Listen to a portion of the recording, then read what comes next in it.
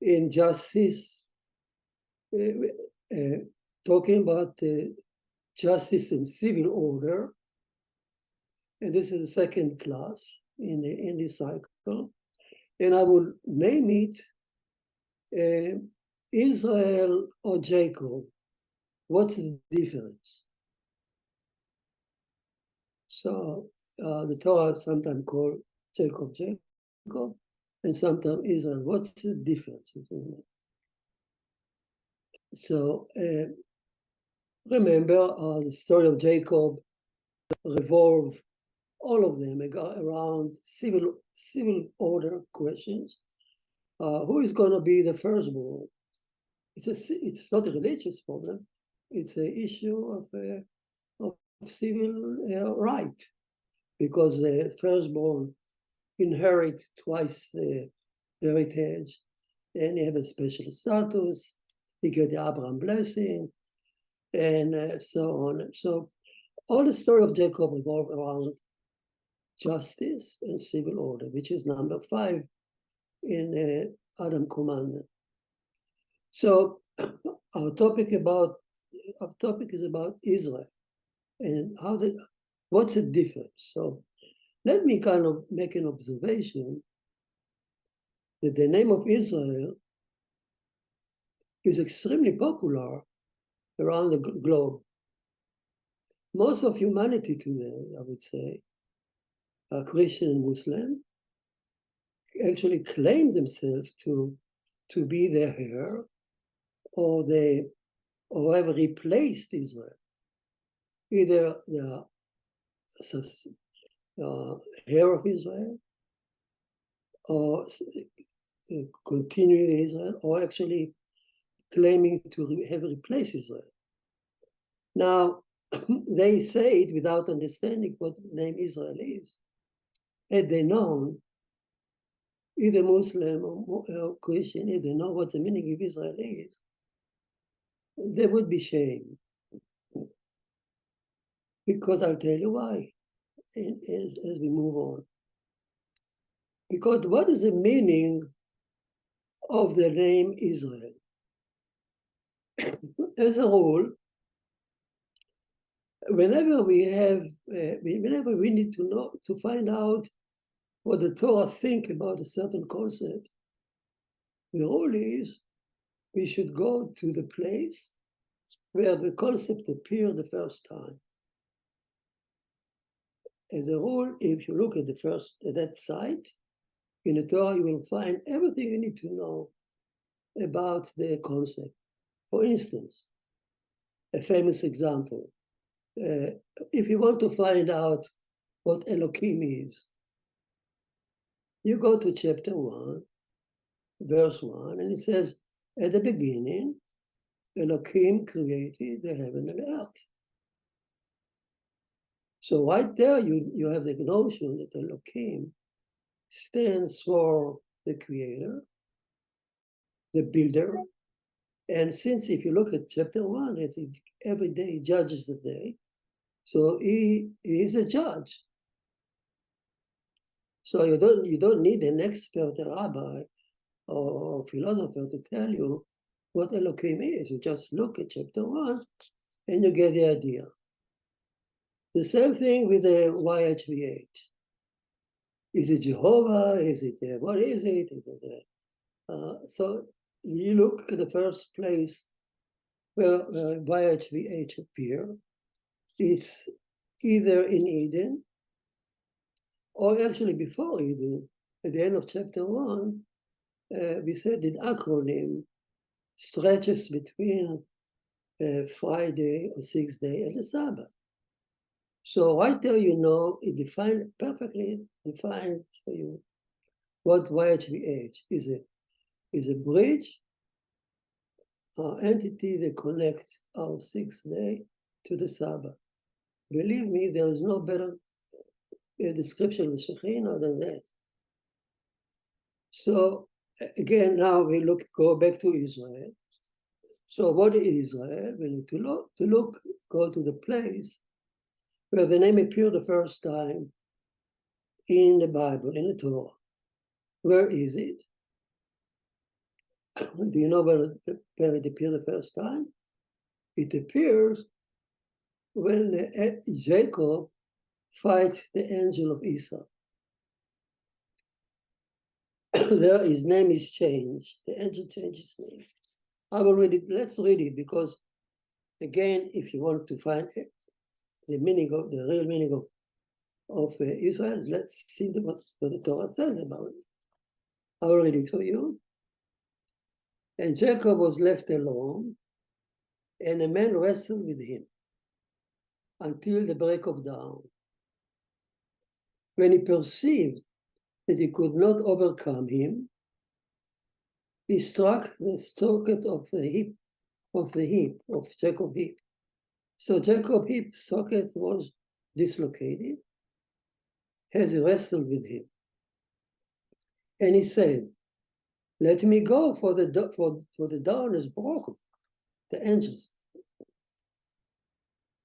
And Jacob said, "I will not let you go unless you bless me."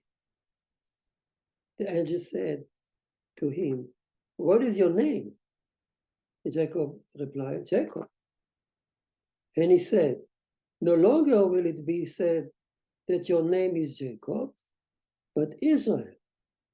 For you have striven with El and with people, and you have overcome."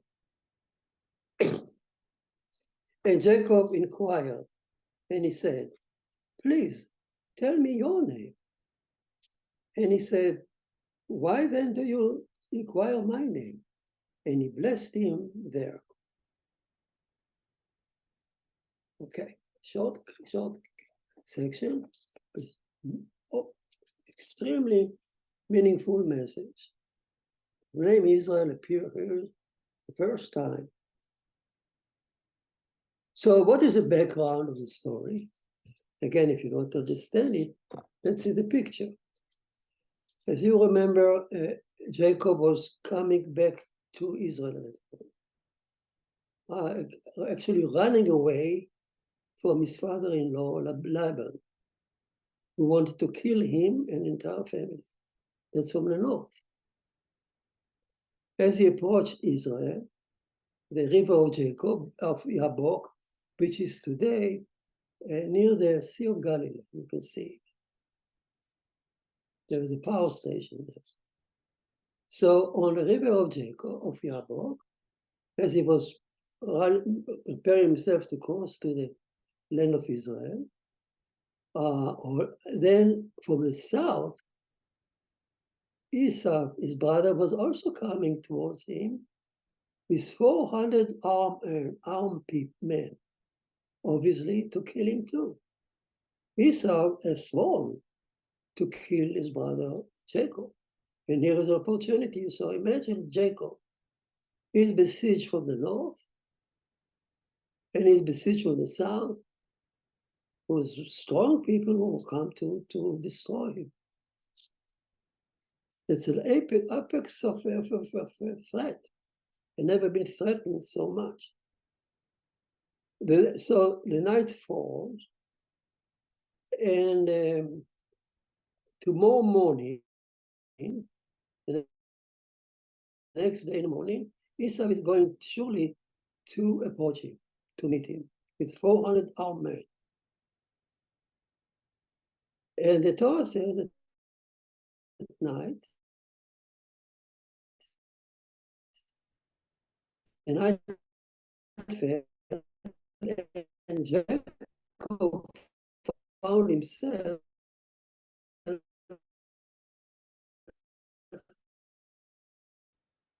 alone.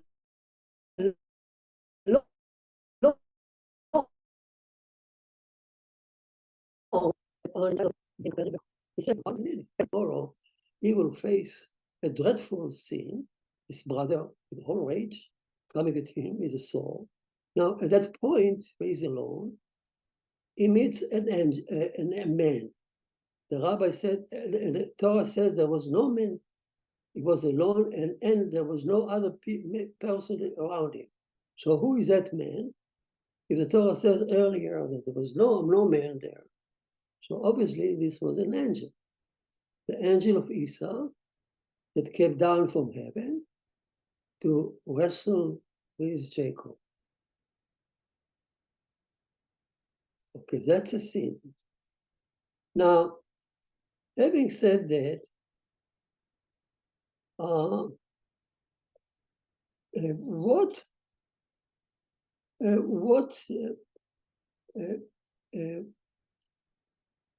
what were they fighting for? What were the angels and Esau fighting for? We'll see in a minute. Of course, on the question, who is qualified to get the firstborn status?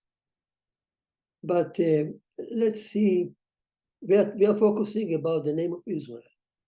So after they struggle all night long, wrestle. The Midrash depicted beautifully. They didn't even move an inch.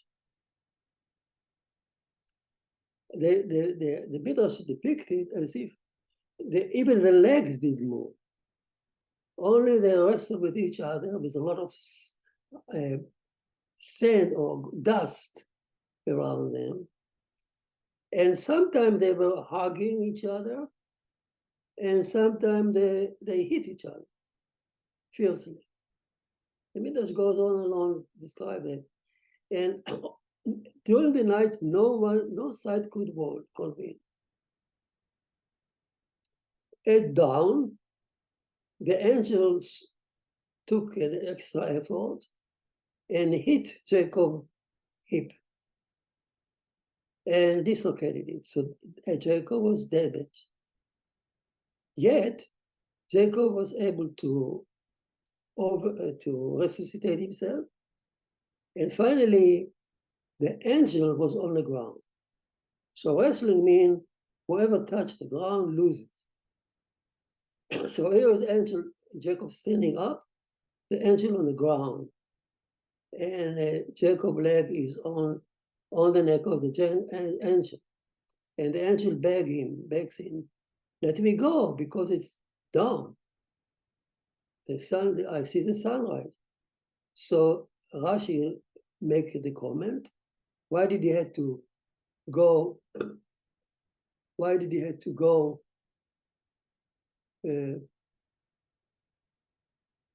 What happened here? Do you see me?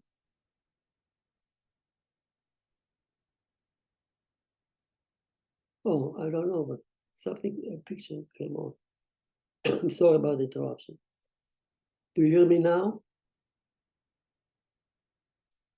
Do you hear me? Okay. There was an interruption, okay. So the angel, so obviously Rashi says, angel was ready to go up to join the heavenly choir that sing the glory of God every morning, 3 times holy. We'll talk about it. So the angel begged Jacob, said, release me, because the time is up for me to go up. And Jacob said, I'm not going to release me until you bless me. I mean, until you agree that I won. And not only that, you bless me as a firstborn. And he called him Israel, and he let him go up. So what does the Israel mean? That's the background of the story. Now let's see, what is Israel? That's our topic today.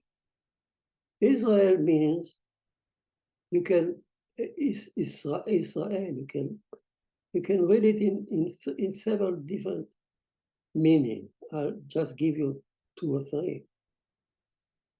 Israel means, and the Torah says, the angel says, because you have thrived with El and man. El could be the angel of El, okay, God. So because you won over the angel, you call Israel. That's a simple meaning.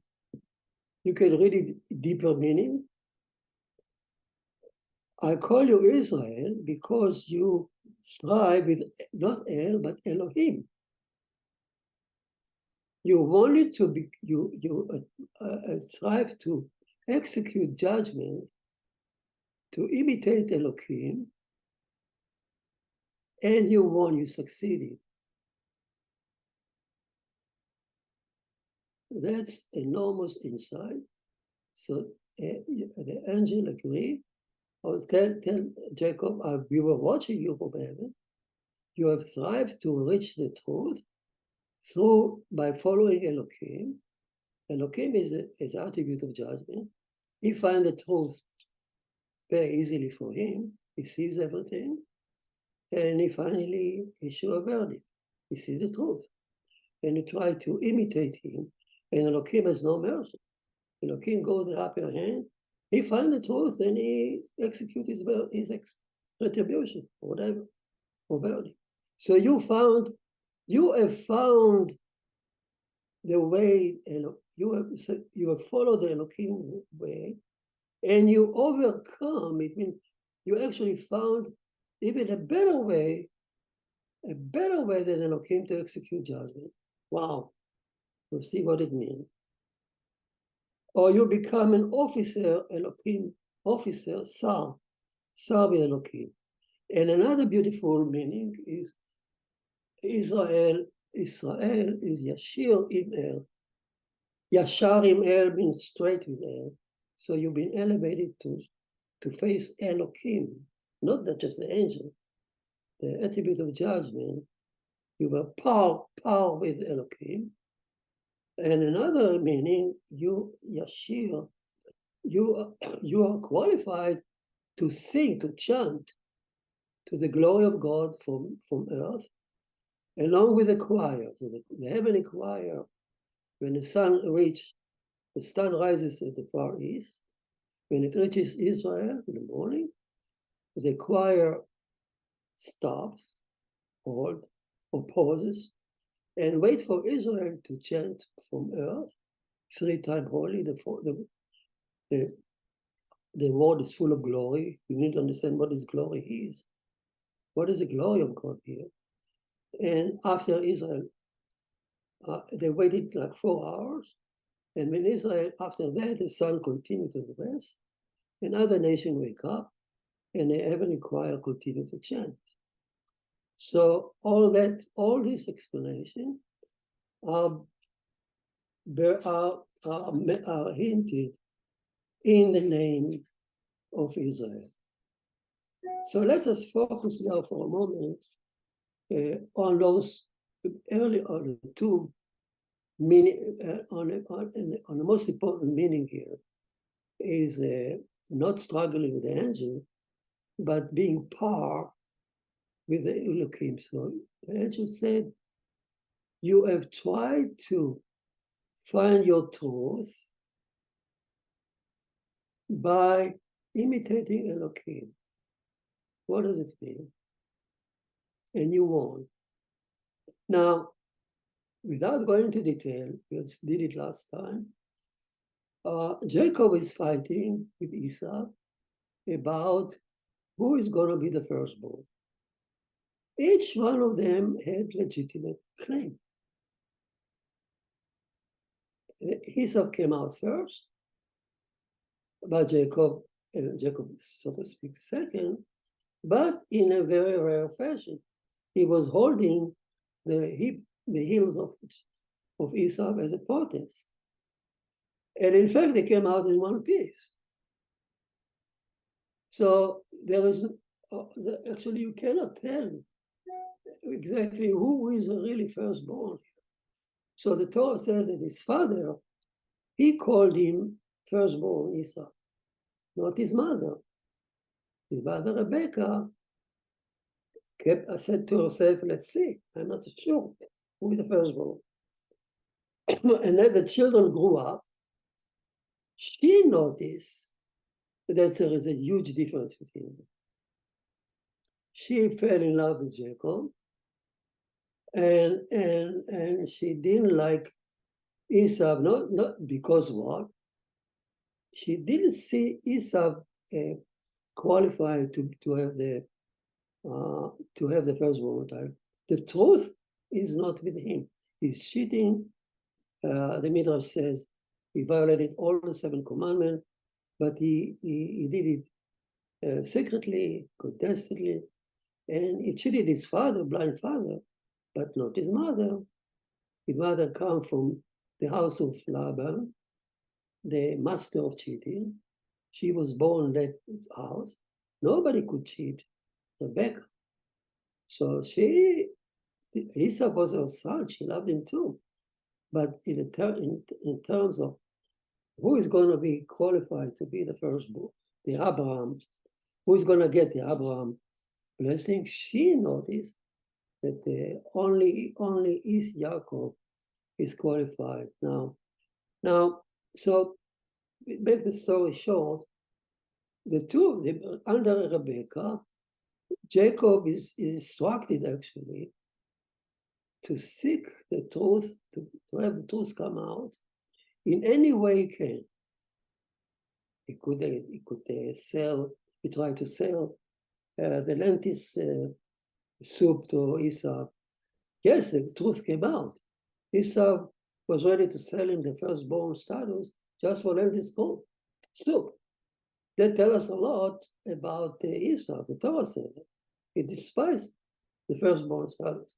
Yet, Esau never gave up. He kept his grudge and he kept his claim, and he actually blamed Jacob for taking advantage of him when he was hungry. It's not fair. And of course, the scene of Jacob standing there, this guy, presenting himself to his father in a clothing of Esau, and fooling his father, that's an ugly scene. Jacob came out with his truth, but in a very, very not dignified way. So Esau had a claim against him. You did it with cheating. You cheated on his father.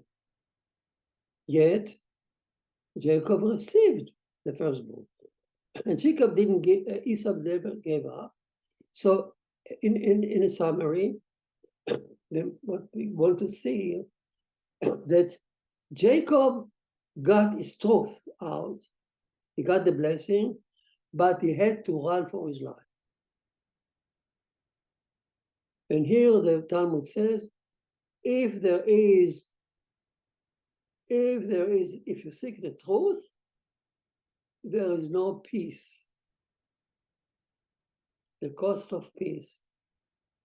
So if you seek the truth and you disregard everything else, just the truth of Elohim, there is no peace. Elohim is not interested in peace. Elohim is interested in truth. Okay? So that's what happened to Jacob. The same thing in house of Laban. He's been cheated first with the wife, and then working for Esau, for Laban, for years without monetary compensation. That's a civil issue. That's a civil issue. And when he tried to take advantage back on Laban and cheat Laban back, yeah, he became wealthy, but in a course of almost losing his life, because Laban and his sons become angry. They realize how he cheated them, and he had to escape. Again, he got his truth out with the cost of peace.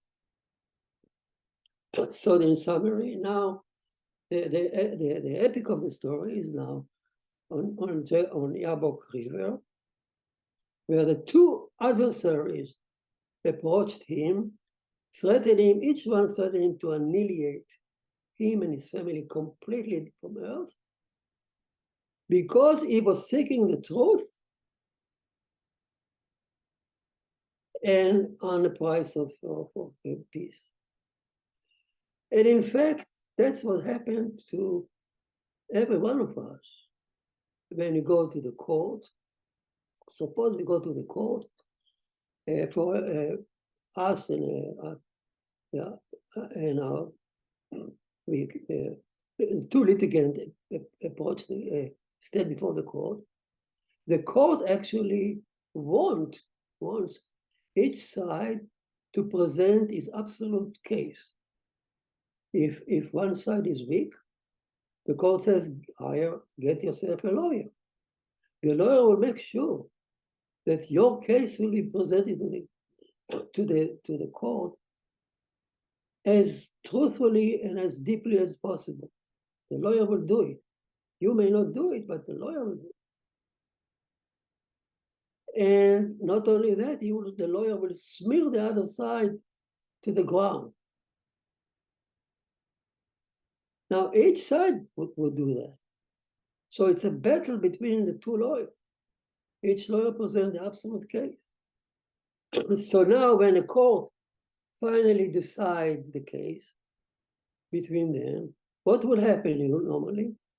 The losing part, who is surrounded, the courtroom is full of friends, family, fans, and no one of his fans like to see is a favorite person in losing the case.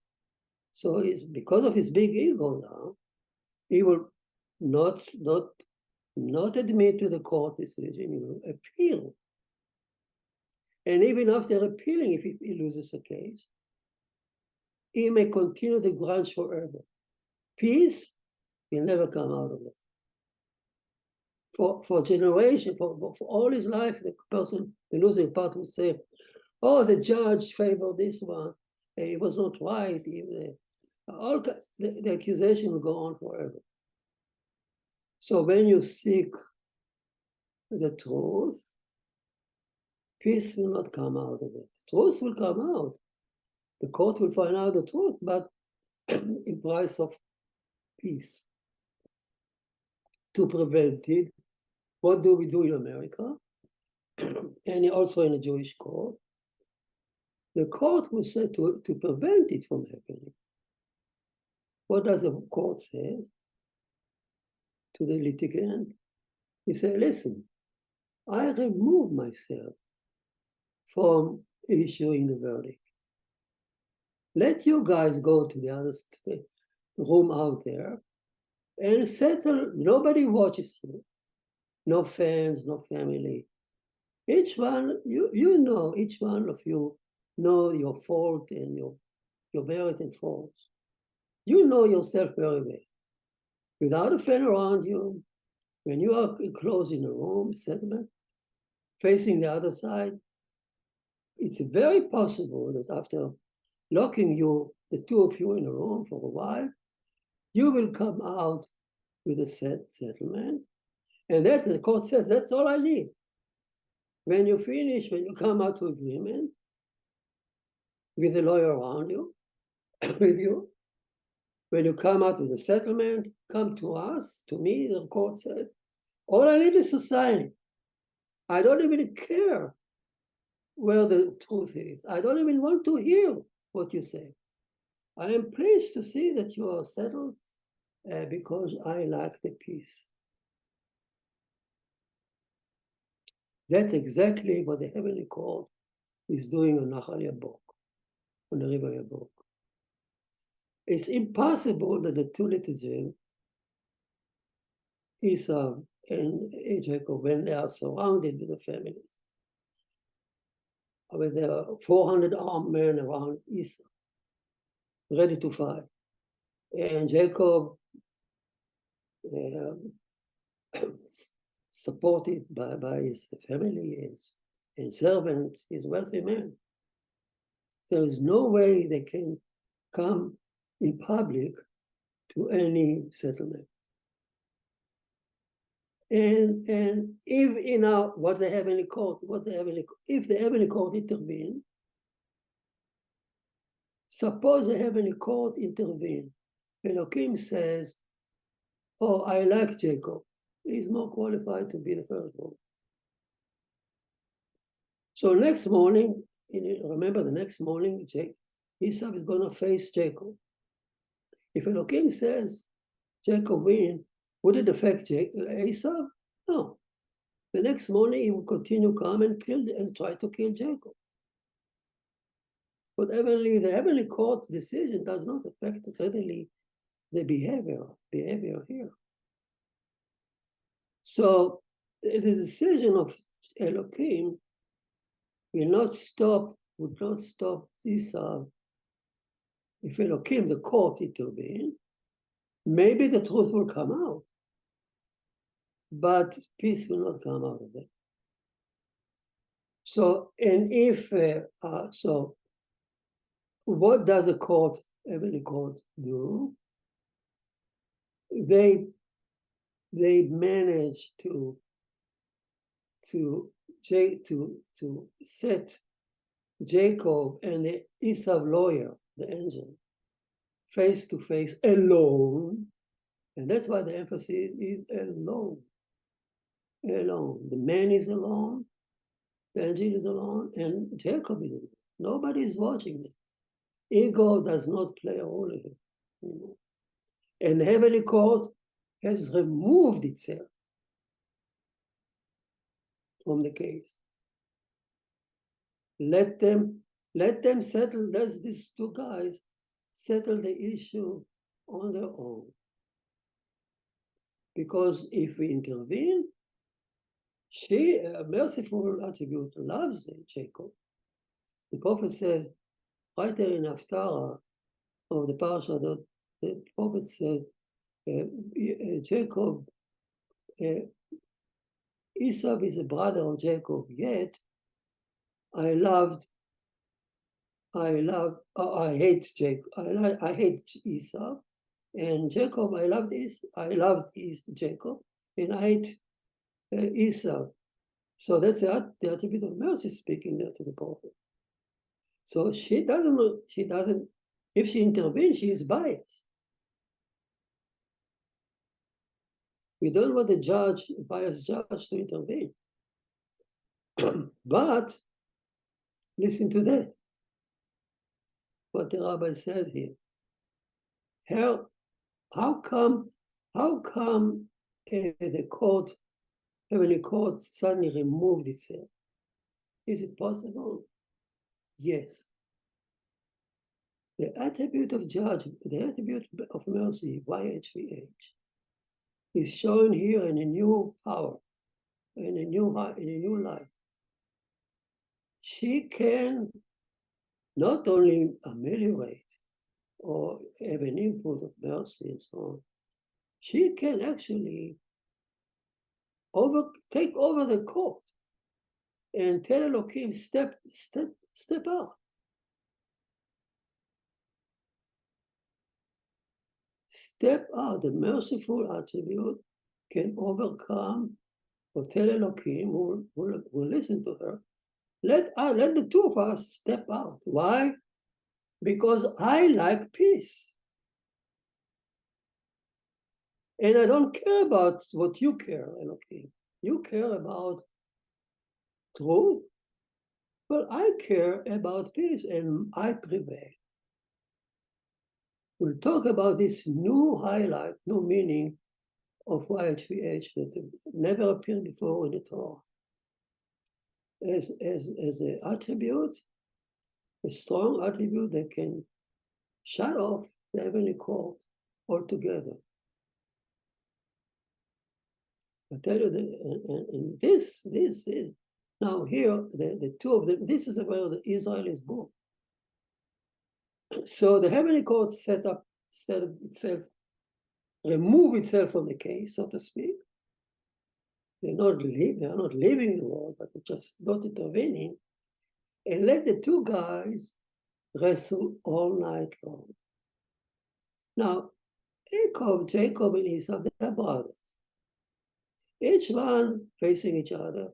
They have good memories. They play football together. They climb on the trees together. They have good memories. They're actually brothers. And each one of them deeply recognizes his own faults. Jacob says, well, he's my brother and I cheated. I listened to my mother, but I did something bad. And I took advantage of it. And Esau said to himself, you know what? I don't care much about the firstborn. Who cares about it? I have enough. And I don't need to be firstborn. I don't need Abraham's blessing. I have more than Jacob. I have 400 people around me. This is just a small part of my kingdom. I need the land of Israel. I don't need it. So each side gave a second thought. Yet it was very hard.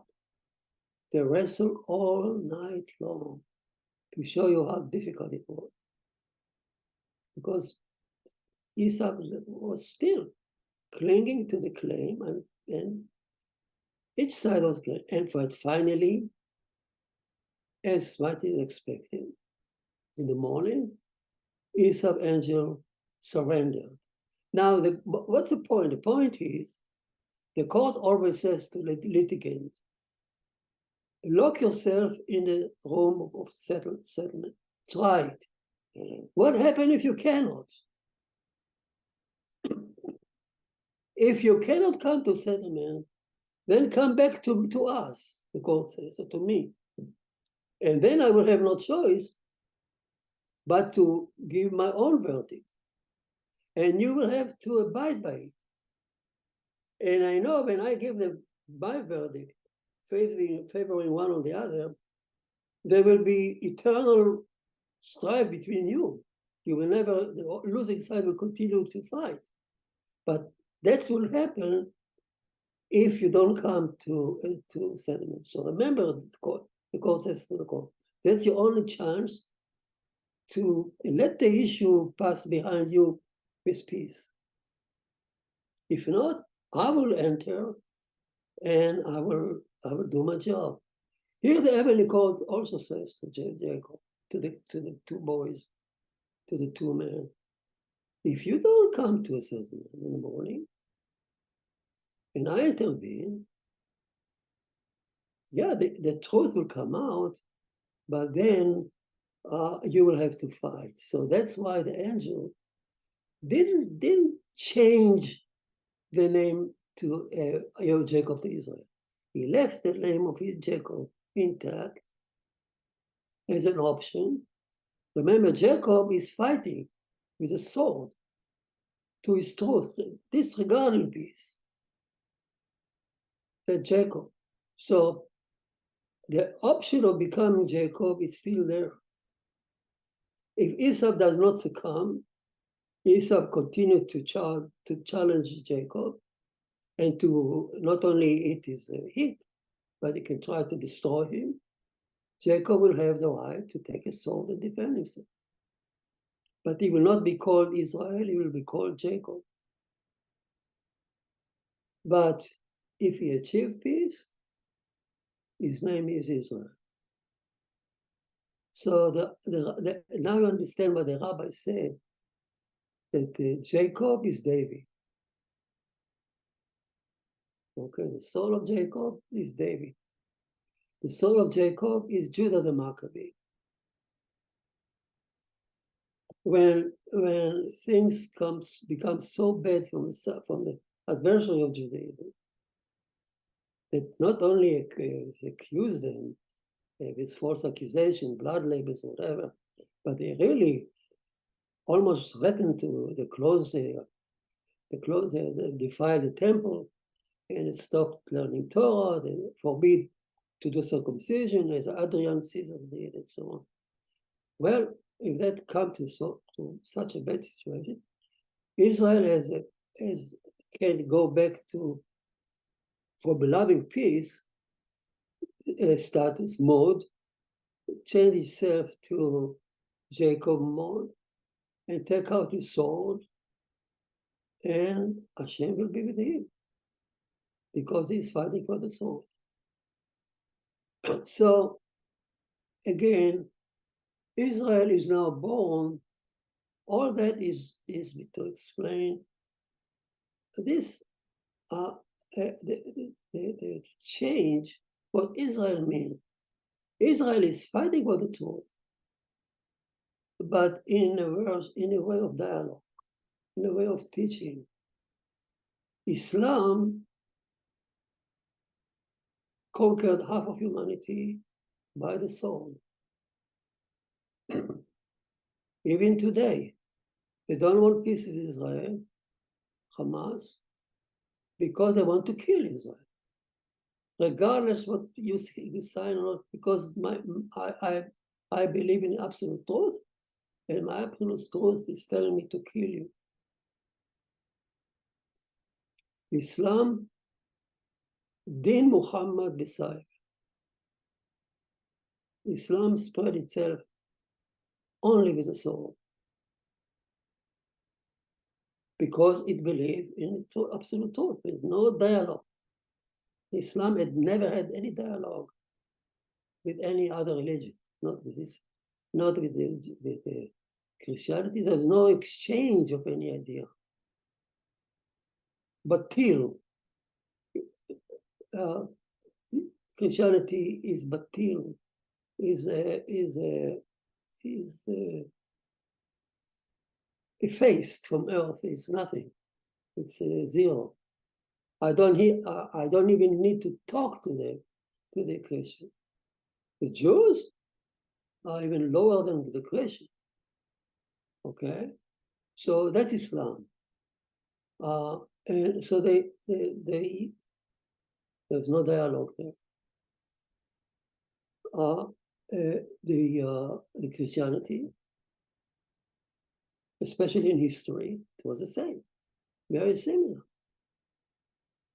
They believe in absolute truth. They allow themselves to do heinous atrocities to themselves and to other religions, to Jews, of course, but also to other Christians. They didn't really follow exactly their truth. They also used the sword. Israel was never allowed to go out of his border to spread the faith. Israel is going to overcome, to change the Noahide nations, not with the sword, but with my spirit, says the prophet. When David was conquered Syria on his own, he thought at first to make it the land of Israel, and maybe to convert them to Judaism. Oh, the Sanhedrin were on top of it. They didn't allow it. The conqueror of Syria, is your own land. It's not our land, they told David. That's why the portion of Syria that David conquered never carried the holiness of the land of Israel, because the rabbi said, no, you conquer it. You are not allowed to do that. We are not allowed to force anyone to Judaism. It's possible. It's the moment you force somebody to, the moment even if the person has a secondary gain, he just want to marry somebody, officially halachically, his conversion is not valid. How different it is, completely different from both Christianity and Islam. Why? Because of that, because Israel is born here with a charge. Israel is born here with a charge that the God said, I'm leaving the earth for you. You are singing Holy, Holy from the ground. You are spreading the faith without us intervening. And it's your task. And try dialogue. Yeah, if you find yourself in a situation where adversary try to annihilate you, go back to the mode of Jacob. Be David. And be Judah the Maccabee. And be the Israeli Defense Force today, if you have no choice. But you need my truth, says the Prophet Obadiah, it's not with the sword, and not by force, but by dialogue. Now, by dialogue means I recognize my own fault. I recognize and I recognize your claim Dialogue means the other side is also has a status in my mind. I don't see the other side as lost. I don't want to kill him.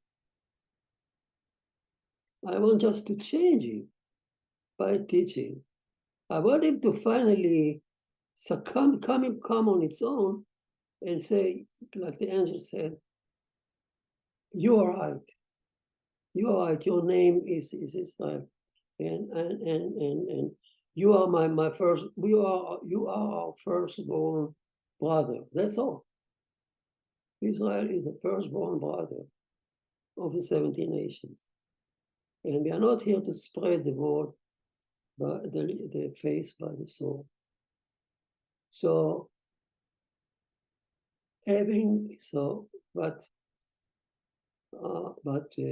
meanwhile,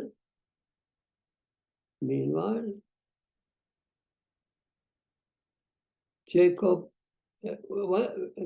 why do people, I mean, why Israel is also seeking justice? Remember that. False accusation. What does it mean to seek justice? I want to repair the damage. I want to repair the damage from the nations that tortured me over 2,000 years. They took my name. They took my Torah. They claim to be Israel. They claim that I'm nothing. They blame me for something I never done, like blood libel, like taking blood of children, making matzah, all kind of weird, absolutely not only false, it's a vicious forms of accusation, making me the lower race of earth, and accusing me and dehumanizing me. I want repair, I want justice. So the fate of Israel is here to enter history facing endless of such accusations.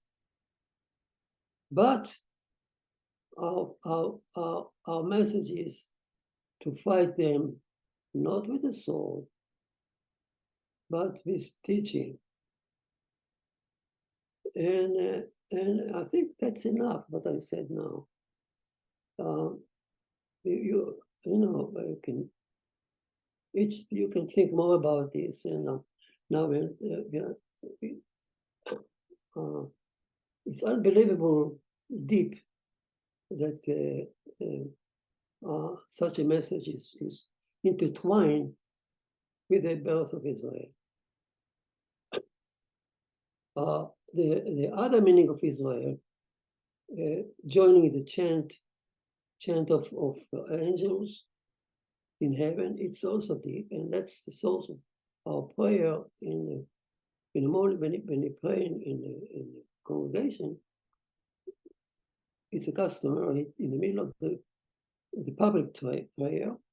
We all stand up and we say in public, we say loudly, let us sanctify your name, God, here on earth, the way the angel chant in heaven,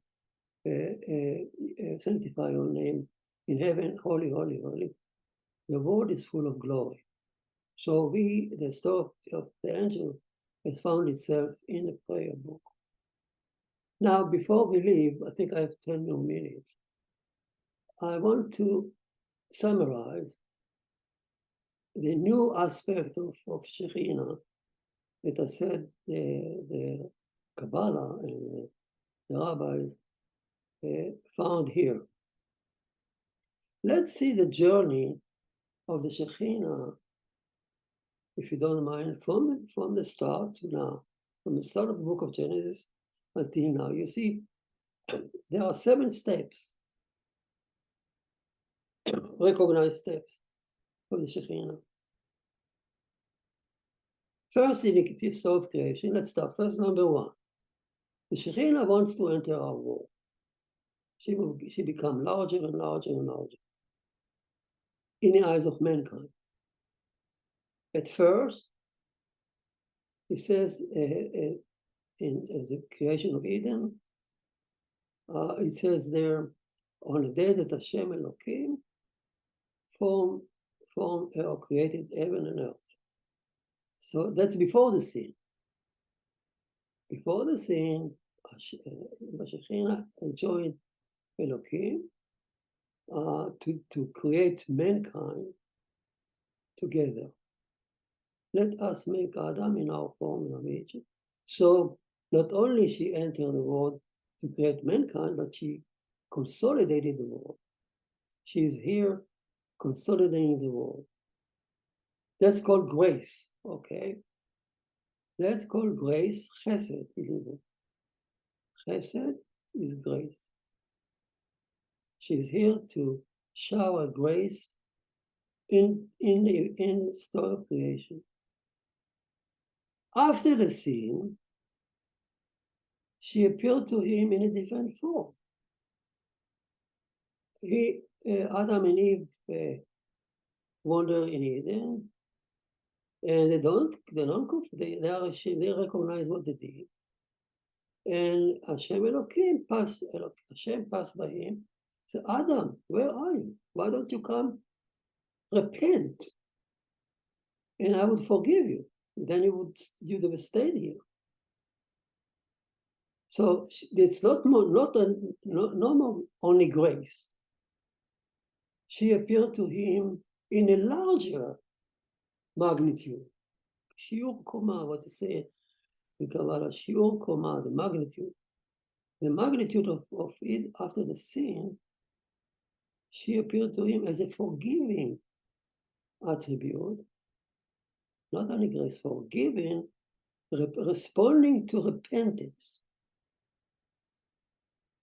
So if before the sin is Rosh Hashanah, after the sin is Yom Kippur, if you want, forgiving. Okay, we got two levels. Then they are thrown to earth, and lo and behold, Eve come in, and she see YHVH in a different fashion. She see her standing alone, as a mother sees another mother, a mother from heaven, full of compassion. That's a total different aspect. It's not just forgiving because of you repenting. It's compassion, like a mother loving a baby. That's rachamim. So here, if you ask yourself, what is a chesed and rachamim? Chesed is the beginning before the sin, grace. Rachamim is think about Eve. After the sin in Eve, especially Eve. And rachamim is compassion. And as such, she hates cruelty. Of the flood. The flood, she's against bloodshed. She decided to annihilate mankind because she hates cruelty. So here mercy is against cruelty. It's derivative maybe of compassion, but it's cruelty, the focus. And commandment number 7 of Noah is given at the time of the flood, to stop cruelty, to teach you not to eat blood, and not to eat animals who move around. Don't be cruel. So this has nothing to do with the sin, and it's a derivative of the motherhood of compassion, and especially about hating people who are cruel. That's how she overturned Sodom and Gomorrah. Cruelty. What they did is fun. She will hate the Nazis because of the cruelty. So we already have chesed. We have before the sin, the creation, we have an attribute of forgiving, forgiveness. After the sin, we have now the compassionate mother from Eve, and we have the attribute who hate mercy in the flood. And then we have now the one more attribute. She's sitting at heavenly court before the flood.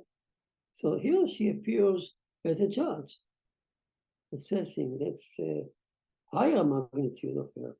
And number 6, in Jacob here, she's not only sitting in the heavenly court, she overcome it. She tells Elohim, move aside, because I love peace. It's nothing to do with the previous meaning of Hashem. It's a whole total new. And you know what? That's called glory.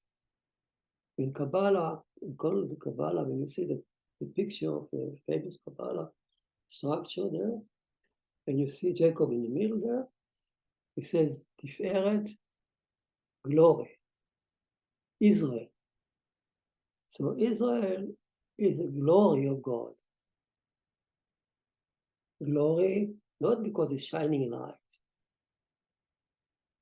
Glory because she loved peace over truthfulness. She loved peace over Elohim. And she prevails. Number 6 and number 6.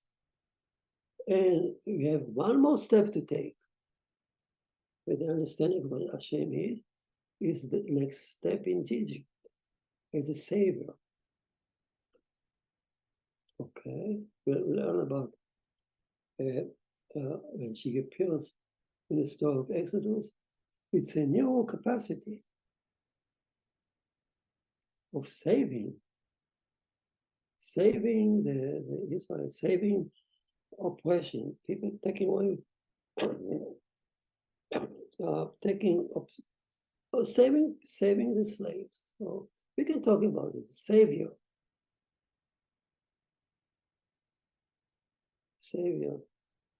So I just wanted to hint for you the deeper layer that you know the section here, and it's fascinating that Israel is born into a new meaning, with a new meaning to Hashem. The Hashem presents himself as taking over, it's so strong, he can take over the court, and removing himself from intervening directly and letting mankind settle the issues between themselves. And you know what? That's the secret of oral Torah. You know why the Torah? You see the Mishnah, Rabbi Tarfon says this, Rabbi Shimon says that, and they argue forever. Where is God? Where is the truth? How can the Talmud be so full of debates? You know what? Because the heavenly court removed himself and let us settle the truthful judge on our own. The secret of halacha is we decide the halacha. Why? Because the heavenly court, she said, I love that rabbi, and I love that rabbi, and I love that rabbi. If I intervene, it's horrible. I will cause strife, because people hit each other for the sake of peace. She removed herself, heavenly court, and allow the halacha be the verdict, the final verdict of the debate between the two sides, the different sides, to be decided by mankind. And she does not, the Heavenly Court does not want to impose on us a law. Okay? So all of that is intertwined in the name of Israel. Imagine. Now, now those people who stole the name of Israel for themselves, do they have any clue of what I'm saying? Do they understand what Israel is? Do they have any idea the holiness of the name? No. But Noahide know about it. And Noahide support Israel, and yes, because that's the task of Israel is to make all mankind know. All right. Any question? Only I consumed the entire hour.